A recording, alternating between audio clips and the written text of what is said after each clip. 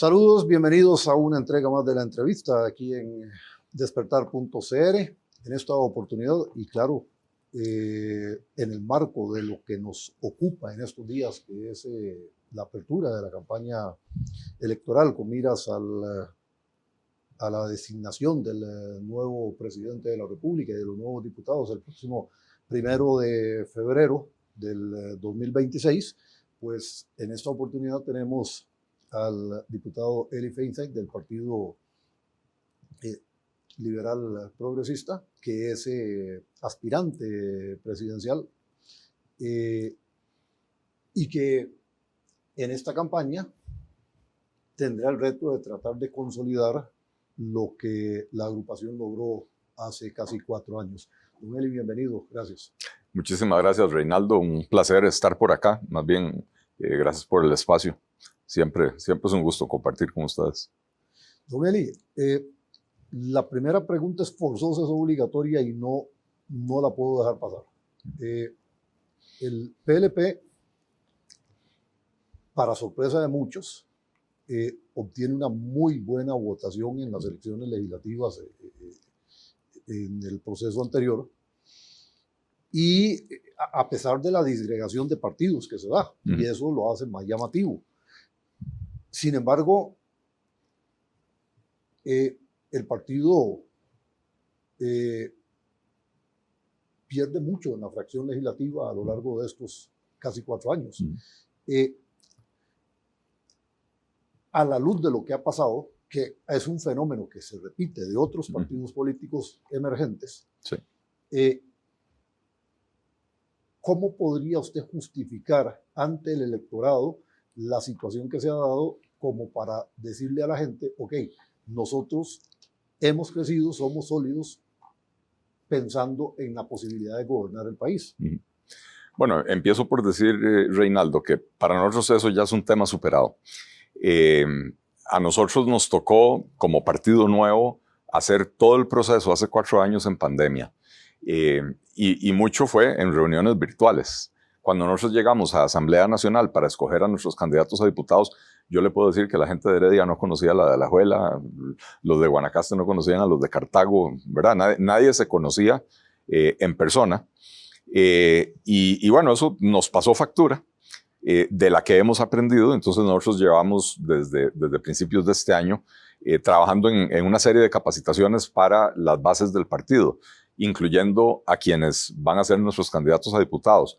Capacitaciones no solo lo que usualmente se da, ¿verdad?, que es la materia ideológica y de las propuestas del partido, sino que estamos haciendo actividades de identidad partidaria, de construcción de equipo, ¿verdad?, lo que llaman team building, y hoy tenemos los equipos plenamente consolidados. Lo que sí le puedo decir, Reinaldo, es que si hay algo que ha demostrado el PLP es que somos un partido fiel a nuestros principios. Y si usted no se acomoda a esos principios, no tiene cabida en el partido. Y las personas que han abandonado a la fracción son ellos los que deben de dar explicaciones porque estafaron al votante. Nosotros para este proceso hemos tenido mucho mayor cuidado. Como le digo, ahora tenemos un equipo consolidado, la gente está plenamente identificada con la causa, y lo que puedo decir es que cuando yo sea presidente de la República, la actitud va a ser la misma. Si un ministro, presidente ejecutivo, decide que tiene agenda propia y que va a perseguir esa agenda y no la agenda del presidente de la República y del partido que nos llevó al poder, esa persona va a ir para afuera. Y no le voy a pedir la renuncia, lo voy a despedir, porque creo que si hay algo de lo que los costarricenses están cansados es de que los partidos se acomoden con tal de retener a la gente adentro, y se acomodan. Y como decía Groucho Marx, estos son los principios, pero si no le gusta tengo otros. En el PLP solo tenemos un conjunto de principios y son los que hacemos valer en nuestra acción política. Derivado de ese proceso del que usted me habla, ¿dónde podríamos ubicar hoy al PLP? Porque esto es muy interesante.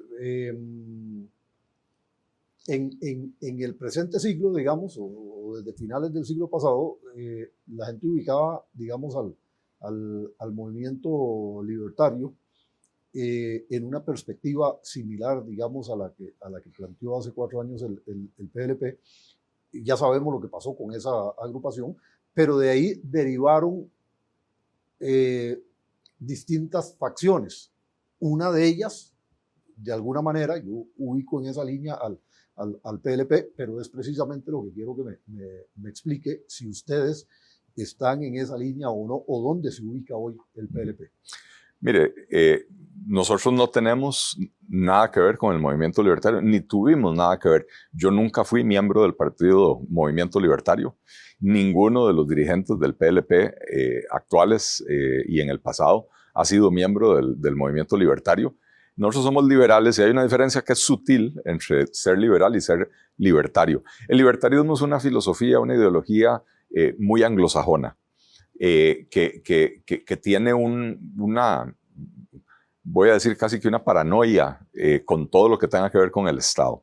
Y entonces trataron de venir a vender aquí una postura donde, yo me acuerdo cuando yo fui viceministro de Transportes y tuve una conversación con Otto Guevara, que era diputado en ese momento, y él se estaba oponiendo al uso obligatorio del casco y del cinturón de seguridad.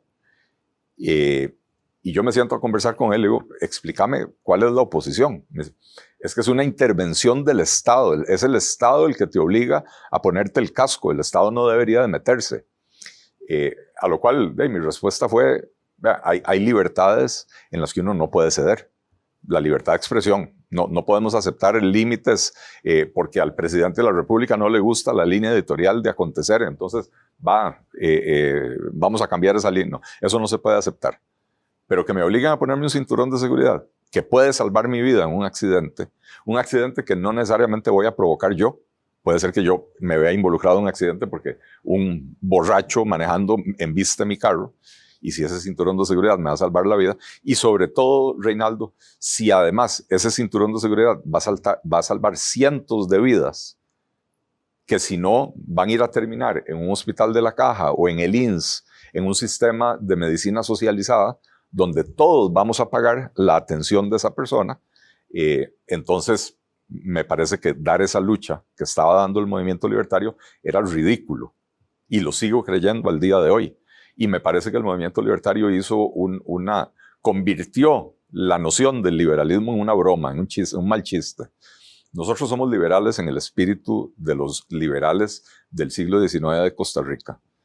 Usted sabe que desde la fundación de la República, 1841 era, bueno, yo soy malo con las fechas, pero en los años 40 del siglo XIX que se funda la República, ¿verdad? Después del experimento de la Unión Centroamericana. Prácticamente todos los presidentes que tuvo Costa Rica desde esa fecha hasta 1936 fueron liberales, con muy pocas excepciones. Y fue en ese momento donde en Costa Rica se decretó la educación primaria gratuita, obligatoria, costeada por el Estado para niños y niñas. Y esto es un decreto, Reinaldo, de 1869.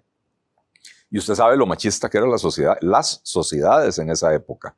Y que el ministro Mauro Fernández y el presidente Jesús Jiménez hayan tenido la visión de decir desde hace 150 años, 150 y resto de años, educación pública gratuita obligatoria para niños y niñas, ¿verdad? Ese es el espíritu del liberalismo en el que nosotros creemos, que es una sociedad que es solidaria, que le da a las personas las oportunidades que necesita para poder prosperar. Creemos en un gobierno pequeño pero eficiente, que no se meta en todos los aspectos de la vida cotidiana de las personas, que nos dé. Tenemos un marco legal, ese marco legal debería ser como los límites dentro de los que nos podemos mover. Y dentro de esos límites no debería haber tanta regulación como existe hoy en día. Entonces creemos en un Estado pequeño pero eficiente, que no le cueste tanto al ciudadano, entonces que los impuestos sean más bajos, ¿verdad? Y en ese sentido somos liberales, pero insisto en el espíritu de ese liberalismo que forjó la esencia del ser costarricense durante el siglo XIX y principios del siglo XX. Voy a volver a esta línea de la conversación un poquito más adelante, porque quiero hacer aquí un paréntesis que creo que en el marco de esta campaña electoral en particular, no podemos obviar. Hace casi 4 años, cuando lo entrevistaba para otro medio de comunicación, hablábamos de la cantidad de partidos políticos que se presentaban a la elección de 2022. Fue histórico eso, más allá de que al final 3 no pudieron entrar, pero llegar al final no recuerdo bien si fueron 24 o 25. 25 candidatos presidenciales. En ese enredo porque hubo 3 que no lograron entrar al final. El escenario para esta elección lo vamos a tener claro el día de mañana, cuando se convoque a las elecciones, porque ya, digamos, se cierra la posibilidad de que se inscriban nuevos partidos. Es un asunto de calendario electoral. Pero sí da la sensación de que esta vez o andaremos por ahí un poquito más arriba. Así es. En ese escenario, y además en el escenario al que ha llevado al país el presidente Rodrigo Chávez, de confrontación, de polarización, de todo lo que yo no digo es mentira y todo lo que yo no propongo es corrupción, y todas las otras agrupaciones políticas están llenas de desgraciados que se quieren pasear en este país, para decirlo llano, como dice la gente en la calle. Sí. Esta claramente es una campaña diferente. Así es. ¿Cómo piensa enfrentar el reto que eso implica el PLP y, por otro lado, qué implicaciones tiene para el país? Hay un dicho que dice, no se meta a discutir con un idiota porque él siempre va a arrastrar la discusión hacia abajo y en el terreno de él gana porque tiene más experiencia, ¿verdad? Bueno, yo creo lo mismo con respecto a las personas que quieren provocar división, odio, etc.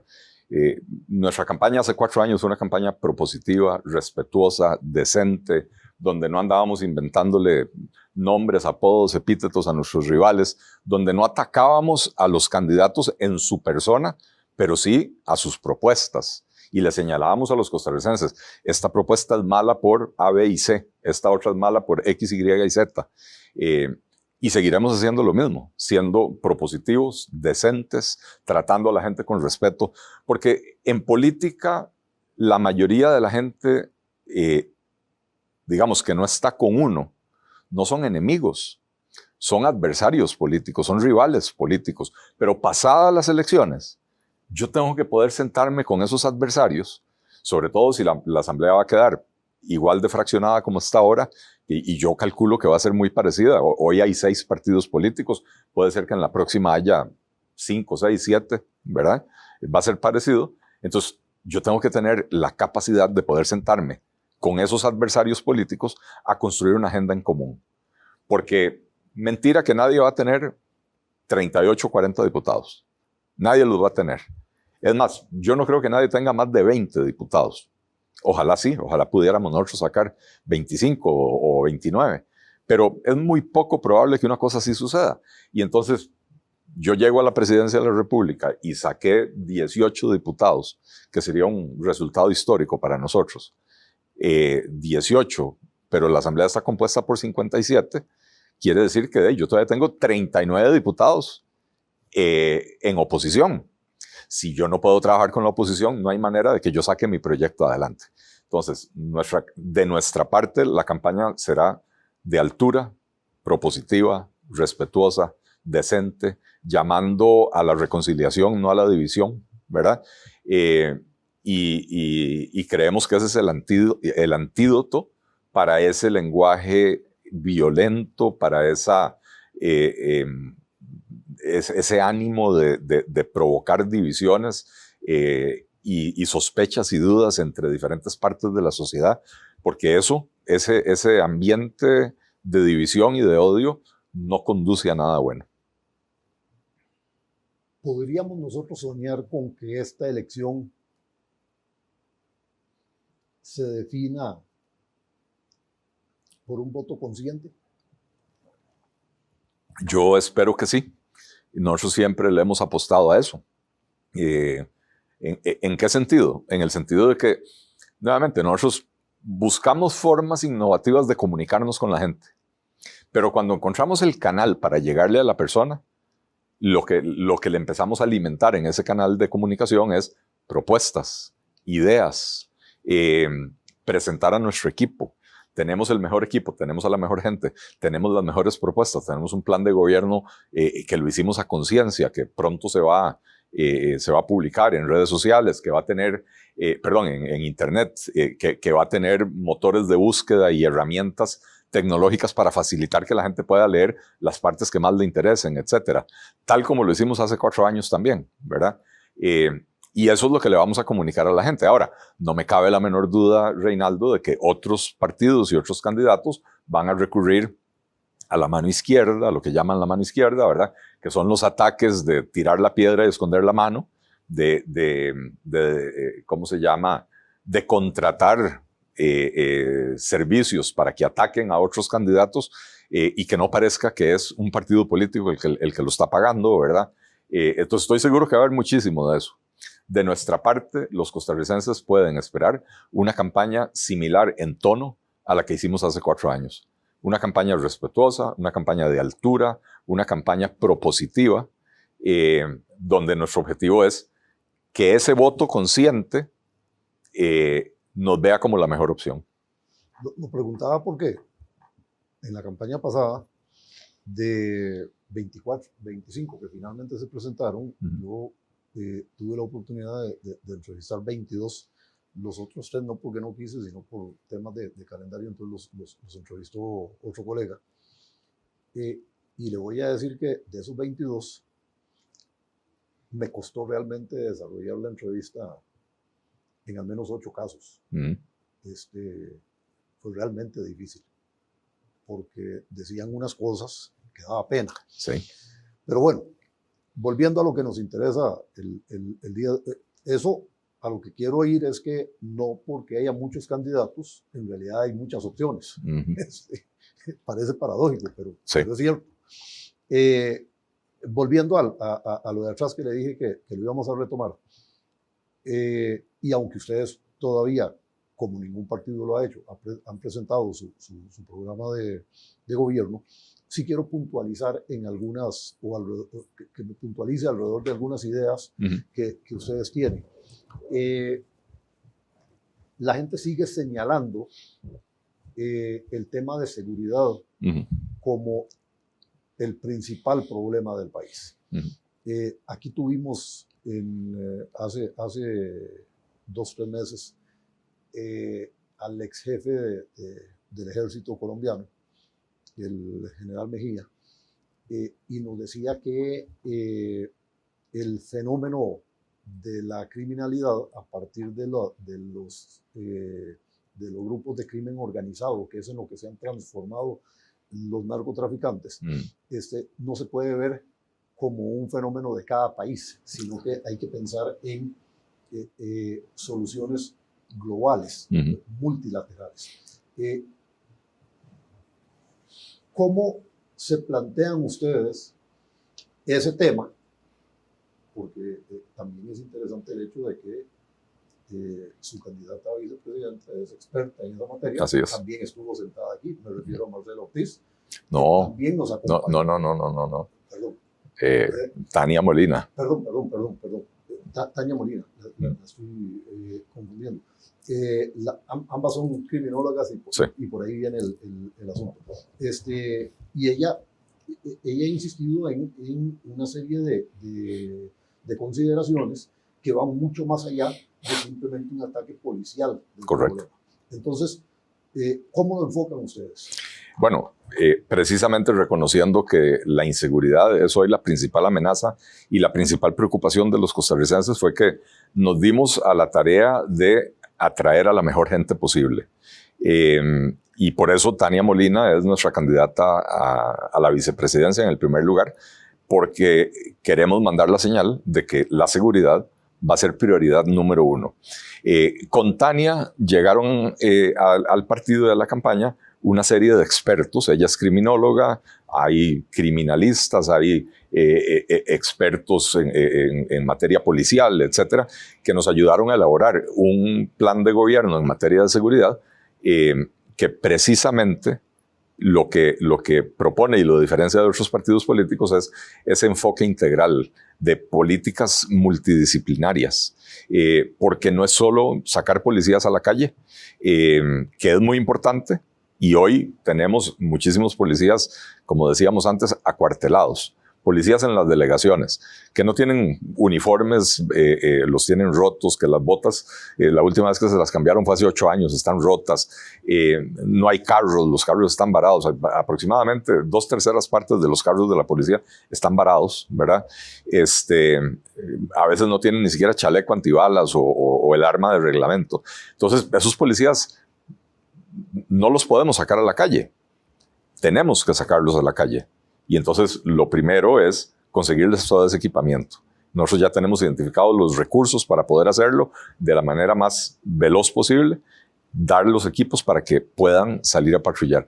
Pero si nosotros le damos un golpe al narcotráfico como lo estamos planteando y no tenemos otras medidas que van avanzando en paralelo, el vacío que uno provoca cuando se desarticula una banda criminal lo llena otra banda criminal. Y eso es lo que usualmente pasa. Ahí es cuando, de hecho, recrudece la violencia, porque al desaparecer un cabecilla o al desaparecer una banda criminal, otras bandas empiezan a pelear entre ellas por el control del territorio.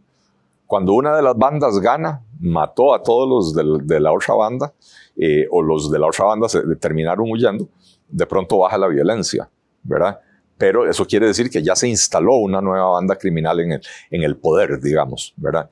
Y entonces, cuando uno desarticula una banda criminal, de la mano de eso, uno tiene que llegar con políticas de reactivación económica, de inversión, para empezar a generar oportunidades para que el vacío lo llenen precisamente las personas que van a hacer inversiones de bien. ¿Por qué? Porque, como decía usted, hoy los narcotraficantes ya no son narcotraficantes, son grupos de crimen organizado. Y ellos generan una economía criminal. Y lo que no se ha entendido en el enfoque actual de lucha contra las drogas es precisamente eso. El narcotraficante no solo trasiega drogas. Para lavar el dinero, el narcotraficante contrabandea cigarrillos, contrabandea licores, personas, trata de personas, medicamentos, lo cual es peligrosísimo, ¿verdad? Porque traen medicamentos que uno no sabe si van a matar o curar a la persona. Incluso están metidos ahora en trasiego de especies protegidas, de especies silvestres que sacan de los bosques, ¿verdad? Y utilizan todo eso para financiar su propia actividad. De hecho, eso último yo no lo sabía. A mí me sorprendió. Yo fui me parece que fue el año pasado, o a finales del año antepasado, una de estas exposiciones que hace el OIJ para estudiantes. Yo fui con mi hija y a mí me sorprendió, porque tienen, en este caso, los encontraron disecados, ¿no? Cualquier cantidad de especies silvestres, ¿no? Y a mí esa parte, digamos, todo lo demás como que uno lo tiene en el radar, sí. Pero esa parte fue impresionante. Y ya luego, revisando literatura, uno se da cuenta de que se volvió una tradición que casi siempre que detienen a uno de estos grandes capos en Colombia, en México y en algunos otros países, y prácticamente tienen un zoológico. Sí, sí, sí. A ver, les entra tanta plata tan rápidamente que de alguna manera tienen que usar ese dinero, porque el dinero parqueado no les sirve para nada, y una forma de lavarlo es comprando cosas, ¿verdad? Y entonces desarrollan gustos exóticos, entonces tienen sus propios zoológicos. Usted ha visto recientemente un operativo grande en la zona sur, y de ahí resulta que este narco era criador de caballos y tenía quién sabe cuántos cientos de millones de colones en caballos pura raza, ¿verdad? Entonces, lo que hay que atacar es las finanzas del crimen organizado, la economía criminal, ¿verdad? Y por eso parte de nuestra propuesta es fortalecer a la unidad de inteligencia financiera, que hoy es parte del Instituto de Control de Drogas. Hay que sacarla de ahí, hay que independizarla, porque esta unidad de inteligencia financiera no puede correr el riesgo de politizarse, ¿verdad? Tenemos que generar coordinación muy cercana entre todos los cuerpos policiales.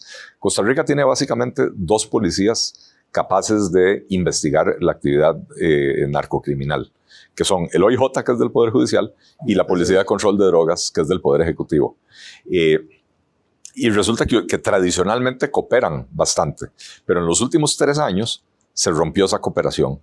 Y entonces, ¿cómo hace usted en un país con recursos limitados para mejorar la lucha contra el crimen organizado si no comparte información con el otro cuerpo policial, si el otro cuerpo policial no le ayuda a usted a hacer un megaoperativo, etcétera?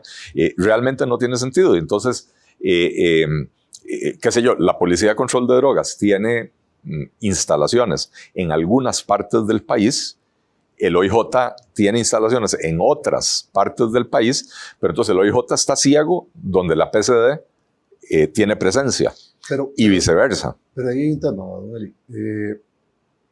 ¿Deberían ser 2 cuerpos policiales independientes o debería haber un solo mando? Más allá de cualquier coordinación. Porque pareciera lógico que hubiese un solo mando. El problema de un solo mando no es entre el OIJ y la PCD, porque el OIJ cumple una función muy específica, por eso se llama Organismo de Investigaciones Judiciales, porque la investigación de ellos va, digamos, dirigida a obtener la evidencia para poder procesar a la gente. La Policía de Control de Drogas tiene un trabajo más represivo, ¿verdad? Necesita inteligencia acerca de las actividades de los narcos para poder cercarlos y detenerlos e impedir que sigan en la actividad, ¿verdad? Pero son 2 enfoques diferentes. Pero sí tenemos un problema de coordinación. Tenemos fuerza pública, que es la policía, lo que la gente normalmente llama la policía, ¿verdad? Pero tenemos Policía de Control de Drogas, Policía de Fronteras, Policía Migratoria, Servicio de Guardacostas, Policía Turística, Policía de Tránsito, Policía Municipal, y cada una tiene su propio, es más, Policía Fiscal, ¿verdad? Cada una de esas policías tiene su propio jefe. Y Policía de Tránsito. Y Policía de Tránsito.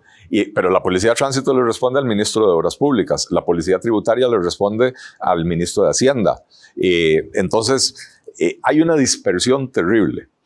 Nosotros, el PLP, presentamos un proyecto de ley para unificar todos los cuerpos de policía. El OIJ no, porque no estamos tocando la parte judicial. Estamos tocando la parte del Poder Ejecutivo, ¿verdad? Porque usted puede tener una policía nacional y esa policía nacional puede tener una unidad de control de drogas y puede tener una unidad de fronteras y una unidad de guardacostas, etcétera, pero todos bajo un mismo mando.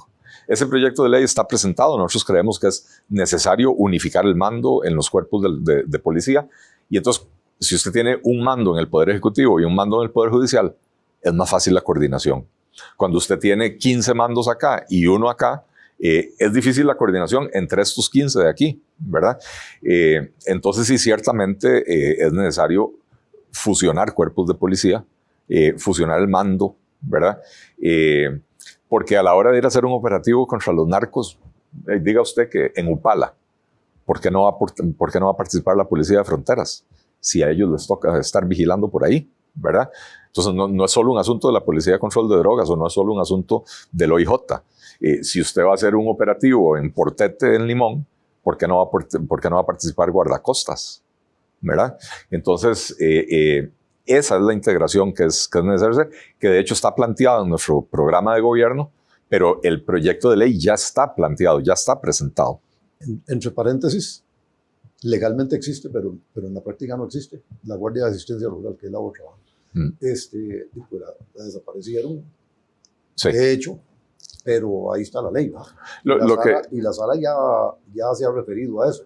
Lo que antes se llamaba, había la Guardia Civil y la Guardia Rural, hoy eso es lo que se llama Fuerza Pública. Y está integrado, y a mí no me parece mal, eso está integrado. No, pero es que aquí tenemos la práctica de no hacer las cosas correctamente. Eso no se hizo por ley, eso se hizo de oficio. Como de oficio tenemos algunos ministerios, por ejemplo. El de Gobernación. Bueno, el de gobernación existe por ley, sí, pero está casi desaparecido. No tiene ninguna función, prácticamente. Entonces, y ahí sigue. Entonces, falta como un poco de orden en eso, pero tal vez eso tiene que ver con la eficiencia en el uso de los recursos que usted hablaba, que yo siempre señalo que si a usted le sobra la plata, tírela por el caño si quiere, o quema. Si no se la quiere regalar a nadie. Pero si a usted no le sobra la plata, es absurdo que haga cosas, bueno, siempre es absurdo, pero es doblemente absurdo que haga cosas de esas. Porque primero las necesidades se atienden y después lo demás. No nos podemos quedar solo con el tema de seguridad. En educación tenemos un problema gravísimo. Yo encuentro que no hay claridad sobre qué acciones se deben tomar para tratar de recuperar el nivel que en algún momento tuvo, sobre todo la educación pública costarricense. Y me refiero aquí a primaria y a secundaria. Yo veo gente muy preocupada porque no hay preescolar. Yo no fui a preescolar, yo no sé en su caso. Pero sí tenemos un problema serio en primaria y en secundaria. ¿Qué plantea el PLP en esta materia? Dos observaciones. Yo sí fui a preescolar, para desgracia de mi mamá, para desgracia de su mamá. Porque era un carajillo tan terrible que si no me tenían supervisado las 24 horas me metían tortas. Y entonces me mandaron a como una guardería. De ahí un día me metí un frijol por la nariz y de ahí me tuvieron que llevar a donde un doctor con una pinza larga para sacármelo. Otra vez me metí un maíz por la oreja, un grano de maíz, ¿verdad? Dios mío. Pero, a ver, volviendo al tema que usted me planteaba, cuando hablamos de que el enfoque de la lucha contra el crimen organizado y el narcotráfico tiene que ser mediante políticas multidisciplinarias, la educación es un eje transversal que tiene que estar ahí considerado. Hoy tenemos un sistema educativo donde los niños los jóvenes no sienten que están aprendiendo algo útil para la vida, terminan abandonando las aulas y se convierten en presas fáciles de estos grupos, ¿verdad? Podemos decir que el Estado costarricense está entregando a los jóvenes en bandeja de plata a estos grupos narcocriminales. En materia de educación es imperativo hacer una reforma radical de los programas educativos con la finalidad de volverlos relevantes para los jóvenes. Y para que sean relevantes hay que tomar en cuenta muchos aspectos. Bilingüismo. O sea, hoy los jóvenes necesitan sí o sí el inglés. Es más, hoy en día los jóvenes deberían de salir con 2 idiomas adicionales del colegio. Inglés y algo más, alemán, mandarín, lo que sea. Educación técnica. En Costa Rica nos hemos metido en la onda de que todo el mundo tiene que ir a la educación académica. Y eso no es cierto. Ve a Alemania, que tiene una educación técnica muy fuerte. Los jóvenes salen del colegio ya con un oficio con el que se pueden ganar la vida y se la pueden ganar bien, no son oficios mal pagados, ¿verdad? Pero déjeme hacer un paréntesis ahí, don Eli, en de la educación técnica, porque yo oigo mucha gente hablando de casi que de preparar al joven para que vaya a un puesto de trabajo. Y yo creo que tiene que ser más integral. Se lo dice una persona con conocimiento de causa, porque yo soy producto de un colegio técnico agropecuario. Algunos dirán, no le sirve mucho porque es periodista. Pero bueno, eso es cuestión de óptica. A lo que voy es a lo siguiente. Para mí es un éxito. Para mí usted es un ejemplo de éxito. Porque el colegio técnico, tiene que darle a la persona la opción de sale del colegio y ya tiene que dedicarse, pero también tiene que dejarlo lo suficientemente preparado para que pueda seguir una carrera universitaria, académica, si esa es su inclinación. Pero esa parte es precisamente a la que voy. Resulta que en mi valoración, y puede ser que yo esté equivocado, lo digo sobre la base de mi experiencia, uno sale con muchas debilidades en las otras áreas, que yo tuve que compensar de alguna manera. ¿Ya? ¿Por qué? Porque estamos hablando de colegios que tienen a los estudiantes más o menos la misma cantidad de horas por semana en las aulas, pero donde en mi caso, por ejemplo, un día completo se dedicaba a trabajo de finca. Ajá. Y entre todas las materias del área técnica se llevaba otros 2 días. Entonces las materias académicas se resumían a 2 días. Entonces, claro, aquí hay una debilidad, porque lo que uno recibe en la parte académica es así, en comparación con los colegios académicos. Me parece que ahí falta un equilibrio. No tengo claro cómo, porque hay una limitante de tiempo, pero sí tiene que compensar eso, porque no se trata solo de que la persona salga a trabajar en algún ámbito de esas materias técnicas y que no tenga concepto de nada más en la vida. Correcto. Usted sabe, Reinaldo, que aproximadamente el 95% de las escuelas en Costa Rica no ofrecen el currículum completo. Claro, es decir, ese es otro problema enorme. Pero es que está relacionado, porque, o sea, al final de cuentas, un chiquillo que va a una escuela académica, no técnica, o a un colegio académico, no técnico, no está recibiendo el currículum completo, lo cual quiere decir que puede ser que le enseñaron ciencias y literatura, historia y algo así, ¿verdad? Pero no llevó educación física, no llevó artes, no llevó música, es decir, no les estamos dando esa educación integral. Y entonces, a ver, el problema que usted plantea de las escuelas técnicas, de que se dedican 3 días a las materias técnicas o al trabajo de campo y solo 2 al trabajo académico, se puede resolver, ¿cómo se llama? Con extendiendo un poquito la jornada. Usted extiende la jornada un día, 1 hora al día, ya tiene 5 lecciones más durante la semana, ¿verdad? Que usted puede meter las materias que están haciendo falta.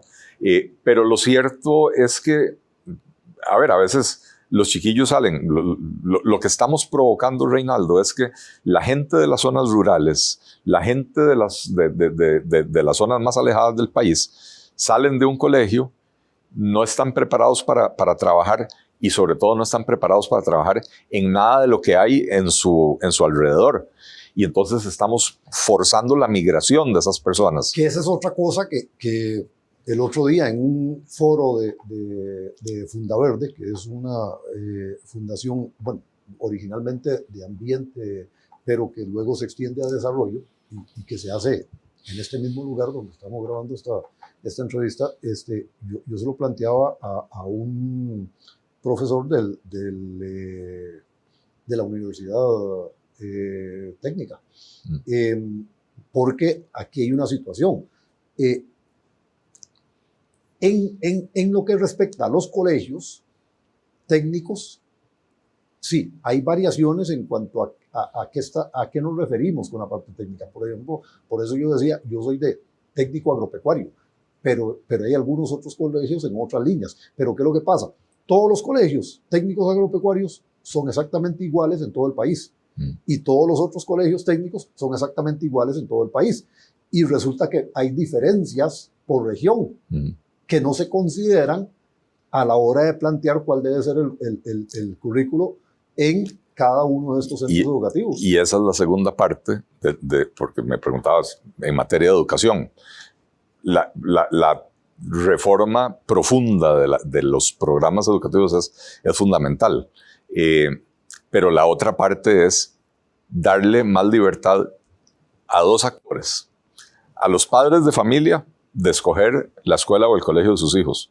Aquello de que usted nació en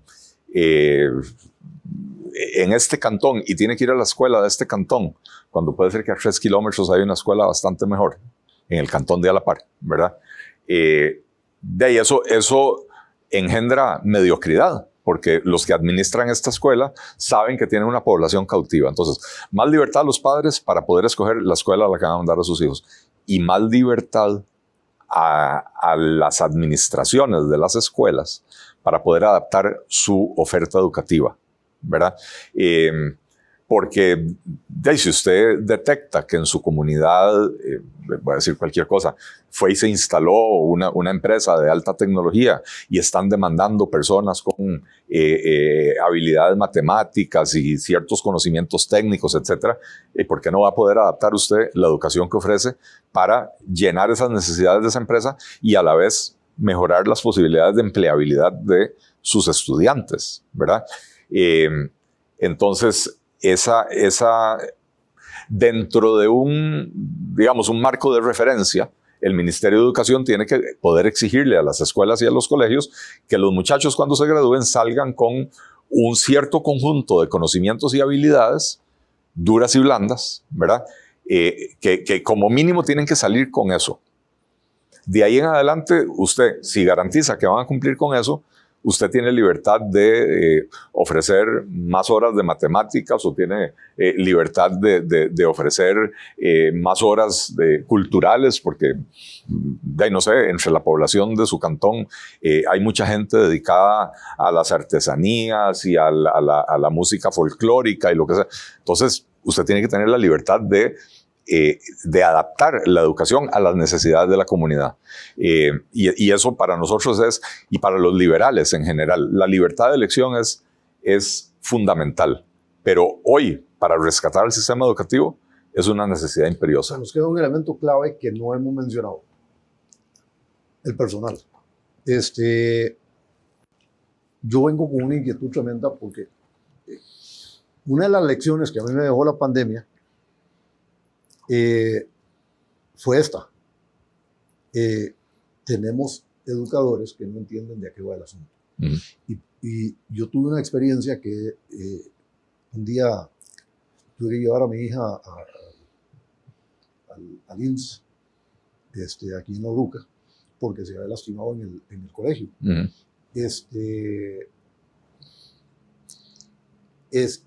ese momento que estábamos en la pandemia, mayoritariamente las clases eran por conectividad. Entonces, cuando íbamos de vuelta, yo le digo, mire, conéctese en el celular, pierde clases porque hay que ir a una cita médica, claro, pero no pierda el resto de las clases si no se justifica. Pues voy yo manejando y casi me estrello.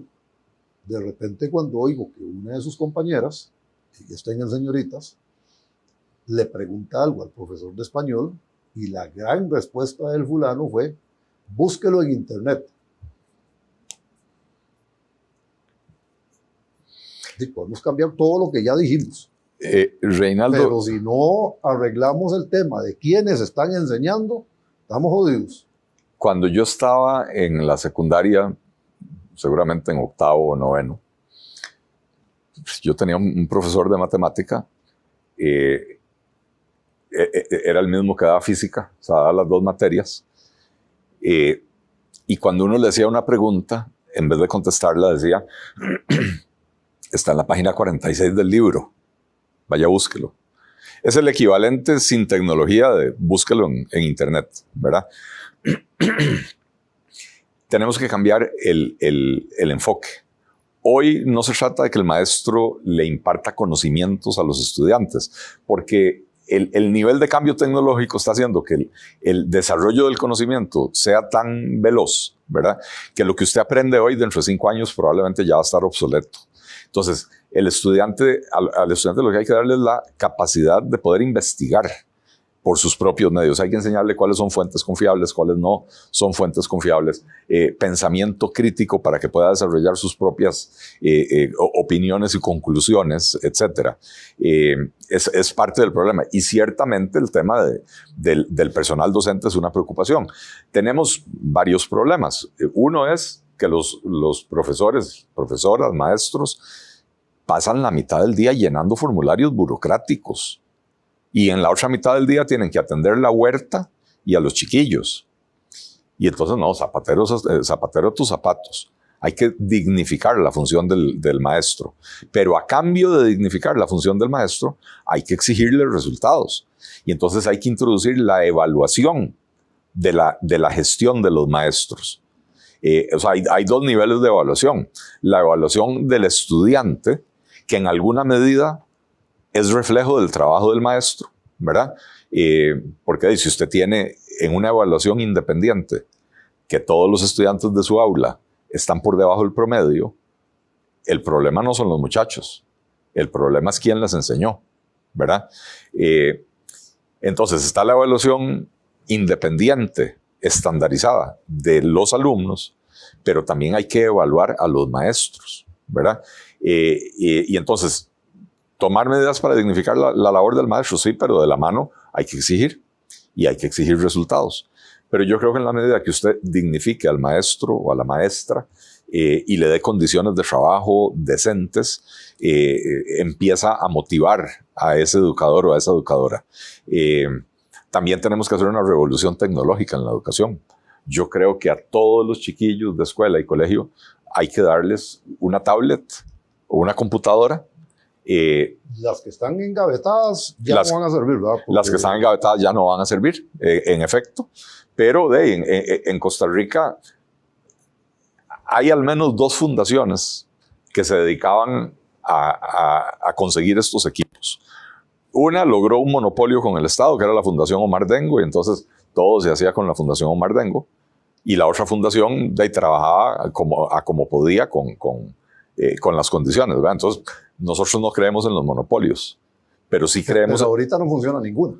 Bueno, ni la que tenía el monopolio ni la que no la tenía. Correcto, pero sí creemos en la capacidad de la sociedad civil de ayudarle al Estado a resolver problemas, ¿verdad? Y entonces, ¿por qué yo creo que cada chiquillo necesita recibir una tablet? A diferencia de del enfoque del actual gobierno, que nada más dice, vamos a prohibir el uso de celulares en las aulas. Yo también creo que en las aulas hay que prohibir el uso de los celulares. ¿Por qué? Porque uno aquí en este aparatico tiene acceso a todo el mundo. Entonces, mi profesor puede estar ahí hablándome de física cuántica, pero aquí yo estoy viendo una foto de una chiquilla en Singapur y está más interesante que lo que me dice el profesor, ¿verdad? Entonces, ¿por qué las tablets? Porque lo que usted le entrega a los niños, usted se asegura de que tenga acceso a las cosas que necesita para aprender, pero que no tenga acceso a los distractores, ¿verdad? Porque no podemos pensar que en pleno siglo XXI le vamos a enseñar a los chiquillos a ser funcionales en sociedad sin tecnología. Porque hoy todo depende de la tecnología, ¿verdad? Tengo que escoger entre salud y transportes. Y voy a tomar transportes o movilidad, para decirlo más ampliamente, dado que usted en algún momento estuvo en el Ministerio de Obras Públicas y Transporte. Muchos de paso, mis compañeros se sorprendieron ayer cuando les decía que usted fue viceministro de Transportes. ¿Cómo? Pues no es economista. ¿Cómo fue viceministro de Transportes? Voy a escoger vos eras periodista deportivo. No, sigo siendo. Sí, bueno, pero periodista deportivo que hace cosas diferentes. Exactamente. ¿Verdad? Sí. ¿Por qué escojo este tema de movilidad? Porque estamos entrampados en las presas en este país. Uh-huh. Decía en una oportunidad don Olman Vargas, el ingeniero Olman Vargas, que por lo menos deberíamos resolver el tema de la conexión entre la frontera norte y la frontera sur, y la conexión entre el Pacífico y el Caribe, cosa que tenemos abandonado. Eso hablando de infraestructura vial. Sí. Y decía también que tendríamos que asumir como un reto que en realidad lo es, el tema de los puntos conflictivos que tenemos en el área metropolitana, porque estamos asistiendo a un escenario en el cual y prácticamente las autoridades se han cruzado de brazos bajo la teoría de que no se puede hacer nada. Sí. ¿Cómo salimos del atolladero? Varios aspectos. Primero, un saludo a don Olman Vargas, que también nos ha asesorado a nosotros en materia de infraestructura. Varios aspectos que hay que tomar en cuenta. El problema de la movilidad no se resuelve solo con infraestructura, pero la infraestructura es necesaria. Nosotros creemos en incorporar al capital privado en el desarrollo de las obras que el Estado por sí solo no puede financiar. Y entonces hay que recurrir a alianzas público-privadas. Hay que perderle el miedo a las alianzas público-privadas, porque de otra manera no vamos a poder construir toda esa infraestructura que es necesaria. Yo creo que el próximo gobierno tiene que dedicarse a construir una cartera de proyectos de infraestructura ambiciosa, empezar digamos, a hacer que la bola ruede para poder desarrollar esos proyectos y construir todo lo que se pueda. Pero no resolvemos el problema solo con más infraestructura, porque cuando usted tiene más infraestructura, invita a que haya más carros. Y cuando hay más carros, la infraestructura nueva en pocos meses se congestiona. Y lo hemos visto aquí en Costa Rica, ¿verdad? Se construye una solución para alguna pega y la pega se traslada 500 metros para adelante. En algunos casos es por un problema de diseño, porque a través de una asociación nueva que se está constituyendo, que es la Asociación Observatorio de la Movilidad, un experto en administración vial nos ha estado alimentando de algunos análisis muy interesantes. Por ejemplo, la conexión entre la carretera Pava-San José, la ruta 27 y la circunvalación tiene un problema de que se hace esto. Es decir, los que vienen para acá y van para acá se cruzan con los que vienen de aquí y van para acá. Es decir, hay un problema de diseño. Hay un problema de diseño. Que en principio podría parecer un problema de cantidad de vehículos, pero en realidad es un problema de diseño. Pero te puedo contradecir. No es un problema de diseño, o sea, está mal diseñado, bueno, sin lugar a dudas.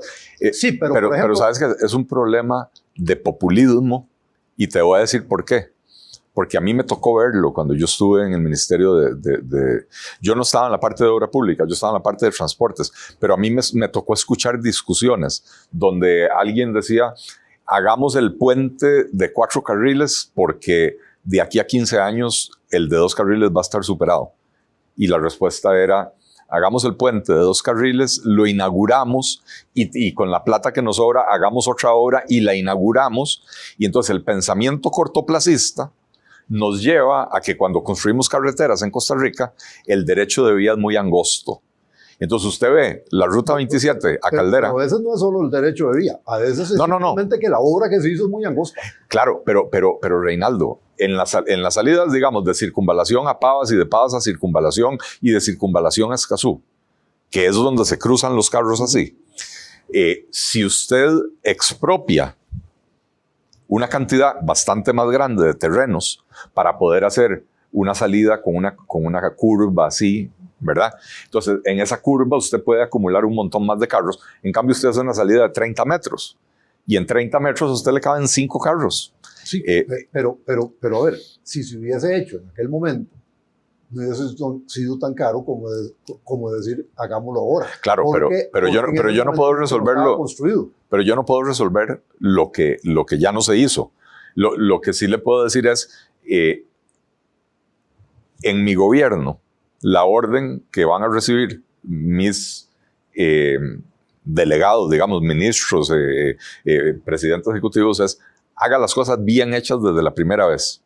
Y entonces, si tenemos que hacer un derecho de vía más ancho, ¿por qué? Porque yo no quiero un talud vertical. Yo quiero que ese talud tenga una inclinación que no se me derrumbe todo el tiempo.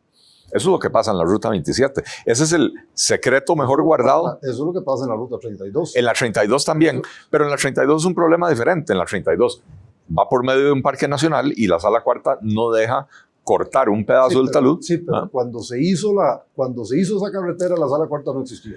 Esa carretera se abrió en el 87. En el 60 y pico. Se abrió en el 87. Ajá. Se abrió en el 80, es decir, duraron toda la vida haciéndola, porque recuerdo yo que nosotros, estando yo la empezaron a construir estando yo en la escuela, imagínense, y yo cubrí la apertura yo cubrí la inauguración de esa calle. Como periodista. Nosotros le decíamos a la empresa, que era subsidiaria, entiendo, de una empresa alemana, que tenía a su cargo la construcción, se llamaba la monolítica y nosotros le decíamos la paralítica, pues no caminaba. Entonces tenemos un problema de esa índole, pero en esa misma línea hay otro punto. Vamos a ver, y por eso yo decía, sí, hay un enorme problema de planificación. Por ejemplo, La presa que se hace todas las mañanas en la General Cañas, dirección Alajuela San José, que prácticamente arranca en el aeropuerto. En el aeropuerto. ¿Por qué se hace? Porque donde desemboca. Digo yo sin conocimiento técnico, pero con sentido práctico, se hace precisamente porque el puente que se hizo sobre la General Cañas, el puente de la circunvalación, se hizo muy corto. Entonces, ¿qué es lo que pasa? La salida hacia circunvalación, desde la General Cañas, genera ese problema que todos los que vienen de Alajuela todos los días tienen que soportar. Si se hubiera hecho el puente, no sé, 5 metros más largo, ese problema sería menor hoy en día. Sí. No es que no existiría, sí hay un tema de volumen de vehículos, sí, pero sería más manejable. Ahora, en algunos casos, porque lo hemos visto con este señor que yo le digo, en algunos casos el problema se puede administrar mejor, por ejemplo, colocando semáforos, y no se ha hecho. Entonces, por eso digo que hay una inacción, hay como un, es decir, de por sí no se puede hacer nada, es como el que va en la presa y los vehículos de adelante avanzan 100 metros y él sigue aquí con el teléfono, ¿verdad? Porque de por sí, ¿para qué voy a avanzar esos 10 metros si ya me voy a pegar? No sé, me parece que hay mucho de eso. A ver, yo no soy ingeniero, o sea, a mí no me toca diseñar la obra, ¿verdad? Reconozco esos problemas y te puedo decir, en la General Cañas, sí, vos estás señalando el problema del puente Juan Pablo II, las salidas y entradas a la Uruca, hacia el Hospital México, hacia Romoser, hacia Pavas, hacia la Ruta 27, no, perdón, hacia la circunvalación, sí. Pero tenés otro problema 800 metros más adelante, que es la esquina de la Sabana, donde todos los carros vienen por una autopista y tienen que frenar en seco en un semáforo. ¿Y qué se puede hacer ahí? Bueno, soluciones que yo he visto en otros países. Usted hace un túnel 400 metros antes de llegar a la Sabana y permite que esos carros pasen por debajo, ¿verdad? Y ese túnel usted lo tiene que hacer desembocar en el Paseo Colón. El Paseo Colón es una calle lo suficientemente ancha que usted puede tener un túnel de 2 carriles que sale a la luz en el Paseo Colón, y usted todavía tiene un carril o 2 por la derecha y otro carril o 2 por la izquierda para el tránsito que viene de otras partes, ¿verdad? Entonces, ese tipo de cosas se pueden hacer. Por lo menos poner a los profesionales del MOP, del CONAVI, a plantear soluciones y no a asumir que no se puede hacer nada. Exacto. Pero, a ver, Reinaldo, en Costa Rica hay profesionales muy buenos. Usted habló de don Olman Vargas. Uno impresionante. Sí, impresionante. Don Guillermo Santana, que fue ministro, viceministro. Presidente ejecutivo de Incofer. Bueno, algo. También, eso es un tipo con un currículum impresionante. Y digo, por mencionar 2 que han sido más o menos figuras públicas. Yo conozco un montón de ingenieros que se dedican a actividades privadas que son muy buenos y resuelven cualquier problema y saben cómo hacerlo. Costa Rica tiene a los profesionales, Reinaldo. Pero si el gobierno les dice, mire, esta obra que usted me cotizó en $800 millones, le doy 300 para que la haga, usted empieza a quitar los pasos a desnivel porque son muy caros, usted empieza a quitar las ciclovías, usted empieza a quitar... Empezamos a hablar de la Ruta 32. Por eso le digo precisamente, Reinaldo, que o sea, ya no vamos a resolver lo que se hizo mal en el pasado. Hay que pensar a futuro en hacer las cosas. Pero la de la 32 sí hay que resolverla. Es decir, no. Las rotondas ovaladas hay que resolverlas. Ovaladas, porque es tan generoso usted, son cuadradas. Bueno, rectangulares. No, yo no estoy diciendo que lo que ya se hizo mal hay que dejarlo mal. No. Lo que le estoy diciendo es, ya se hizo mal, ahora hay que arreglarlo. Pero mientras usted no cambie esa mentalidad y usted siga queriendo hacer obritas chiquititas con el menor presupuesto posible, para poder inaugurar 20 obritas de 10 millones en vez de una de 200 millones, entonces las cosas no van a mejorar. ¿Usted prohibiría las inauguraciones en su gobierno? No tiene sentido prohibir las inauguraciones. Lo que yo sí exigiría es que las obras se hagan bien desde la primera vez. y que si yo tengo que escoger 3 obras para hacer durante todo el periodo gubernamental, en vez de 150 obritas pequeñitas, 3 obras bien hechas que me resuelvan problemas serios, vamos, entrada de Cartago, la salida de la General Cañas, la Ruta 32, para ponerle 3 ejemplos, ¿verdad? Que se hagan bien hechas. Y entonces inauguramos lo que se hizo bien hecho. Estamos muy enfocados en infraestructura. El problema de movilidad no se resuelve solo con infraestructura. No, estamos de acuerdo. Yo quería ir a más, pero ya no nos dio tiempo. Si tenemos posibilidad de conversar otra vez durante la campaña, abordamos eso que nos falta y abordamos salud, que no lo dejé, no por no ser importante, sino porque hay que escoger. Desgraciadamente hay tiempo. Yo sí creo que valdría la pena prohibir las inauguraciones para que la gente, para mandar el mensaje de que usted no vino aquí a figurar, sino a hacer. Me refiero al equipo de trabajo que integre. Y hay otra cosa que yo creo que simplificaría algunas cosas, porque una de las cuestiones que incluso el Colegio Federado de Ingenieros ha insistido mucho sobre eso es lo que se dura en toda la etapa de preinversión. Inversión en la obra pública. Estamos durando entre 15 y 16 años. El colegio hablaba de 6. Yo creo que 6 todavía sigue siendo mucho. Y creo que hay un elemento que se podría resolver de manera muy sencilla, pero que no sé por qué a nadie se le ha ocurrido. Mucho lo afecta el tema de expropiaciones. Pero ¿qué es lo que pasa? La ley obliga a que todas las propiedades estén declaradas en la municipalidad correspondiente. Nosotros podríamos eventualmente resolver ese tema de una manera muy sencilla. Hay que expropiar. Bueno, al valor que tiene declarado. Valor declarado. Ahora, si usted, dueño de la propiedad, quiere pelear el monto, vaya a pelear a los tribunales, que dure 5 o 10 años. Pero eso sí, el Estado entra en posesión de la propiedad porque pagó lo que usted tenía declarado. Y entonces, con eso resolvemos el problema de la agilización. Pero esa reforma tan simple, nadie la ha planteado. Ya se hizo una vez, no exactamente como la plantea usted, pero cuando yo fui viceministro, a mí me tocó hacer aproximadamente 120 expropiaciones para el aeropuerto Juan Santamaría. Y nosotros logramos hacer en un plazo de 6 meses 119. Solo una, no lo logramos. En ese momento, la ley de expropiaciones establecía que no era el valor declarado en la municipalidad, sino que se mandaba un perito para que hiciera un avalúo. Y entonces el Estado pagaba el monto del avalúo, tomaba posesión de la finca y el propietario tenía el derecho de ir a tribunales a pelear el monto, pero ya el Estado habiendo tomado posesión de la propiedad. Bueno, así funcionaba. Así funcionaba. Ya no funciona. Y después alguien lo echó para atrás, ¿verdad? Que la verdad no me he puesto a averiguar quién fue, en qué circunstancias. Pero yo le puedo decir que en el año 2001, entre el año 2001 y la primera mitad del 2002, yo hice, de hecho en el año 2001, porque en el 2001 se entregó el aeropuerto a la administración privada y las expropiaciones las hicimos antes de entregar el aeropuerto. En un periodo de 6 meses hicimos alrededor de 120 expropiaciones. Se puede.